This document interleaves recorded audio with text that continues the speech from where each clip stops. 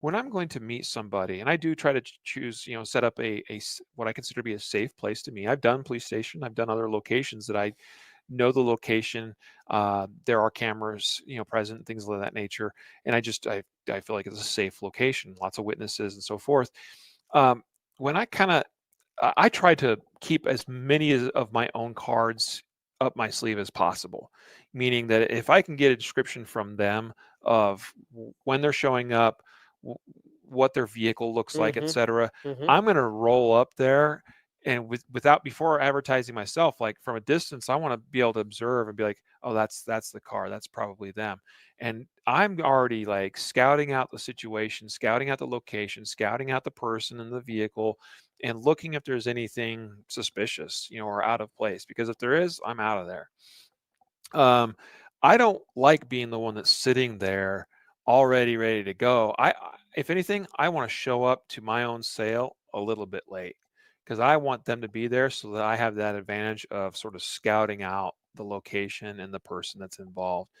Um, and only after I feel like, okay, there's not them and another person that looks like might be involved, that might be a second person that, tries to surprise me from behind or from my blind side, that kind of thing.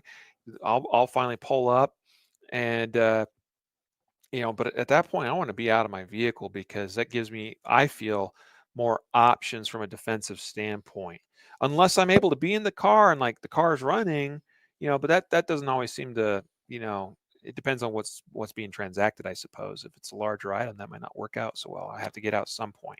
Yeah, So I anyway, think you gotta be there's just some thoughtful things to about think those about. things. Yeah, I appreciate the idea that maybe the perception was, hey, staying in my car is the safest option for me. But it does in some ways, it gives you one option, which is drive away, but Hmm. it limits a bunch of other options. It makes you have to actually rather immobile Hmm. when you're sitting in a car. So versus And being able to makes it run and difficult move. for me to see, blind spots from the Sure, vehicle and sure, all kinds of things. yeah, So anyway, that's what happened here, though, and the guy was fortunately able. I mean, it says they exchanged gunfire. He just happened to be the victor, meaning the victim in this case happened to be the victor, meaning that he happened to get out of this unscathed.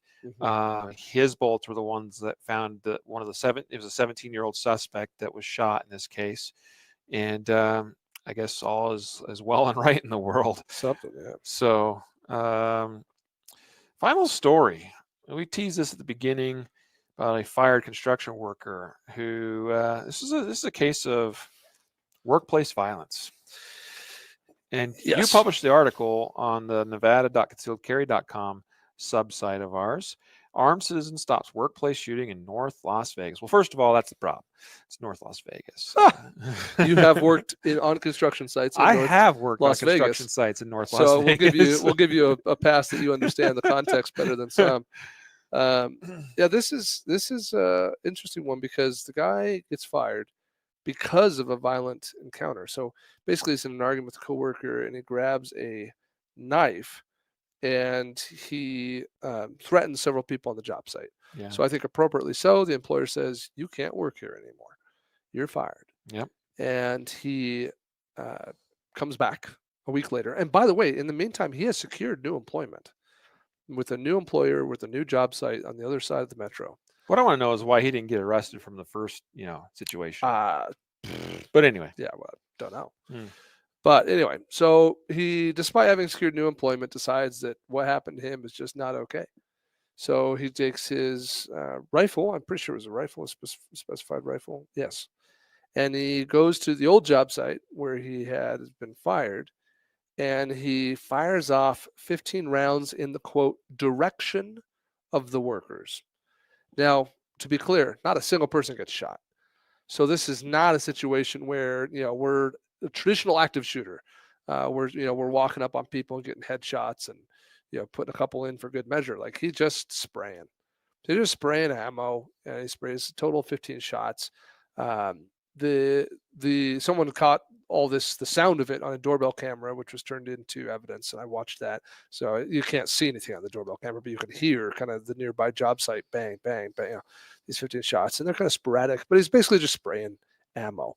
And there's some interesting ones here because what happens is, as he kind of he throws in the towel, he decides he's done, and he gets back in his car, in his truck, and that a quote, the way it's worded in the news story says he made a turn in his truck, at which point one of his former coworkers returned fire and shot him in the shoulder. So it's an interesting one because I think if the coworker had shot him while he was spraying ammo, that would have been very interesting. Like, hey, like we're stopping an active shooter. But the way I read it, and I checked several news stories to see if I could get additional sources. The way I read it is the guy was done shooting, and he was getting in his car to leave, and one of his previous coworkers had retrieved a gun and shot him. Yeah. You know, that's an interesting one because on the one hand, this has like a similarity to one of our what not to do stories of Yeah, shooting a kind of fleeing. at the Yeah, vehicle. yeah, But the interesting thing here, I think, is we don't maybe know exactly what this looked like, but he made a turn in his truck. It's like, was he turning around or something to come sure, back sure. and Is he reloading? Is he getting more right? ammo? Is he going to shoot us from the window of the truck? Yeah, there's some context dependent things. I'm sorry to interrupt you, but yeah, No, yeah, I mean super valid. that's the point, Unclear. and so the coworker, shoots and wounds him, and that ends the threat, and it's like, okay, I mean, way to go.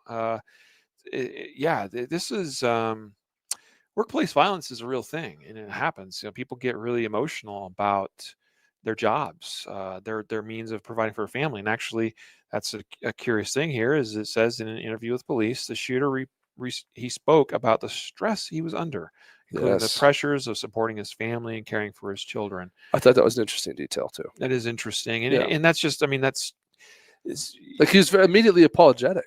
yeah. He's like, "Oh, I'm sorry. Like I'm just under all this stress. Like I know I just shot at all these people, but I'm having a hard time right now." you know? Yeah, we don't know what his past criminal history or anything like that is, but it's not. It wouldn't be the first time that somebody with no criminal history just snaps, just because of the as he says, the pressure that he's under. It doesn't justify his actions. It doesn't make any of it right whatsoever. No. But sometimes people snap, and that's something that we have to kind of try to watch for and do our best. It's always something that can be tricky with needing to fire or let go employees, and that's something that needs to be handled with care and understanding and also compassion. It would be kind of the other thing I would say.